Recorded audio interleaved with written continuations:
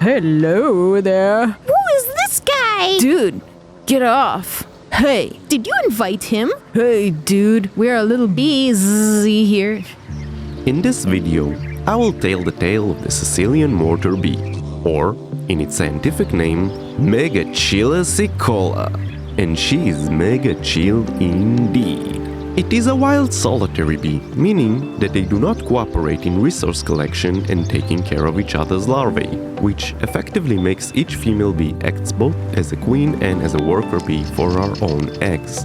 Unlike honeybees, the Megachile sicula does not produce honey, and so most of the year the larvae stay dormant as a prepupate in its cell, awaiting for the conditions outside to be ideal for pollen collection for the next generation.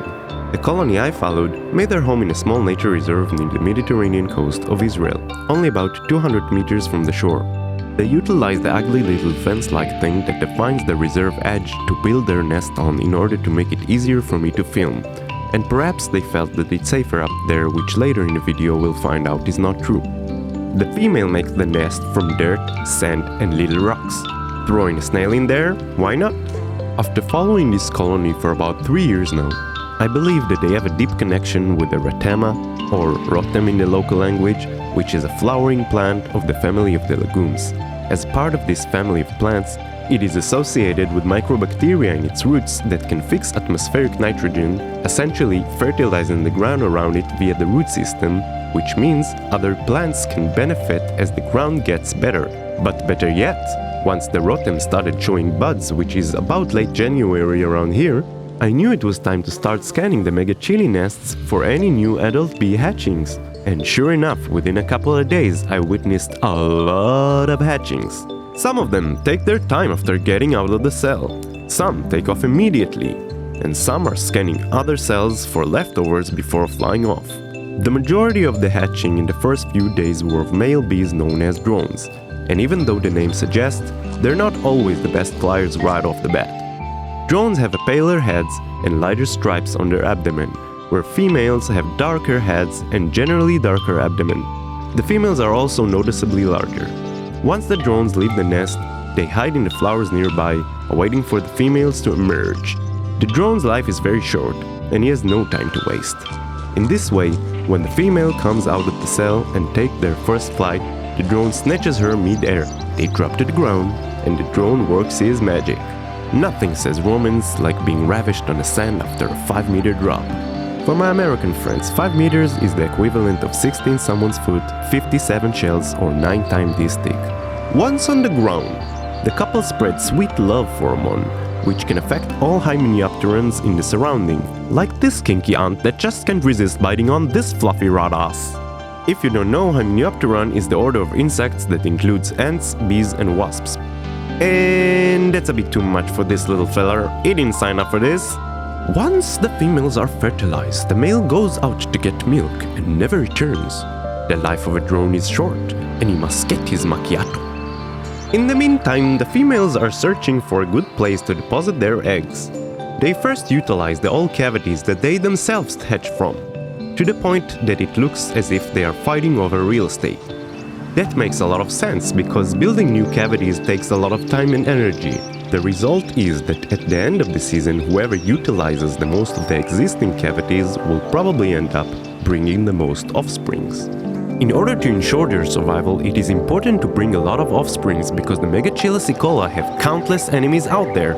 There are bee-eater birds, parasitic wasps and bees, like the blood bee that lay her eggs in nests of other wild bees, so her larvae would feed off of the pollen stored there by a different bee, leaving her larvae starving.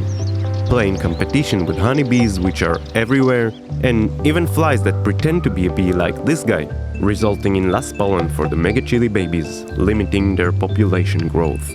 There are even some flies that would just directly steal from a cell before it is sealed, literally taking a candy from a baby. That's sick. And there are even some flies that would hunt bees like this one. Now, I know these are different type of bees, but it is taken in the same spot, so I think it does demonstrate the point well enough. After all the cavities are occupied, they will begin to create new cavities out of sand, little rocks, and everything they can find really. Mega stands for big in Latin. Chile means lips, I'm sure they meant to refer to the big mandibles of the Megachile, known in some species for their leaf-cutting abilities, which they use in order to build their nests. I don't think these ones do that though, not that I've seen anyway. After laying the egg, the bee proceeds to fill the nest with pollen, while the adults feed on nectar full of energy to be used right now. The young larvae in the cell will mostly feed off pollen rich in proteins that will ensure its growth. Unlike honeybees, that have a special organ in their hind leg in order to collect pollen, the Megachile have developed a specialized fluffy belly for pollen collection. In this method, when the Megachile belly's hue matches your average smiley emoji, the Megachile knows that it's time to return to the cell to deposit her loot. Except for this clumsy girl who seems to have some sort of a design issue. Looks like she needs to go back to pottery class. Once the cell is full, it is sealed shut and the construction of the next one will begin right away. In this stage, there is barely any male in sight. It is early February and only about 2 or 3 weeks after the first adult hatchings, and the vicious velvet ant are making their first appearances. The velvet ant is actually a type of wasp of the family Mutilidae. Its crazy coloration is what known as apostemic color patterns, usually contain bright red, orange or yellow with high contrast patterns that serve as warning to predators from high level of toxicity of any form. Basically saying don't fuck with me, and fuck with it you shall not. The velvet ant is also known to possess an extremely painful sting, ranked among the highest of the Hymenopteran order. But that's not the worst thing about it. It's a parasitoid wasp, so unlike the Megachile that uses a short time as an adult, building nests and collecting pollen for their young, that in many cases will grow only long after they are gone. The velvet ant's tactic is simply to lay her eggs inside the Megachile cells. The larvae that would hatch from that egg will consume the larvae of the Megachile. And as if that's not bad enough, they will also munch on pollen that the Megachile collects, and they will have no table manners doing so. Look at her, somebody should teach her how to use a napkin. I believe that the velvet ant is adopted to a life of taking advantage of the most straightforward thing about a solitary bee. They are solitary, so it might seem like they all live together in a colony, but that has to do more with the fact that they were all born just there. Living in proximity probably helps with the logistics of reproduction. Banging must be done rapidly because their lifespan as adults is very short. But under the surface, to each their own. The Megachile can see a velvet ant walking past her, but she would not be bothered getting involved unless it was her own young at risk. That leaves the velvet ant a lot of room to operate because the Megachile has to spend a lot of time away from the nest collecting building materials, pollen and nectar, combined with the fact that the velvet ant's lifespan is way longer. I've seen online that it could be a couple of years. I don't know about that, but I do see them hang around this place months after seeing the last Megachile of the season. The fact that they can withstand such an attack on their nests each year and seem to be overall fine with it amazes me. I mean, you would imagine all odds are against the Megachile, and with time they might be disappearing, yet they are holding their ground.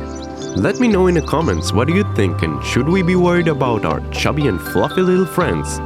And please do like and subscribe. I can use any support to push me into making many more of these. Special thank you for Banjo for being extremely patient during the filming, to everyone else involved, and thank you for watching all the way through. Peace!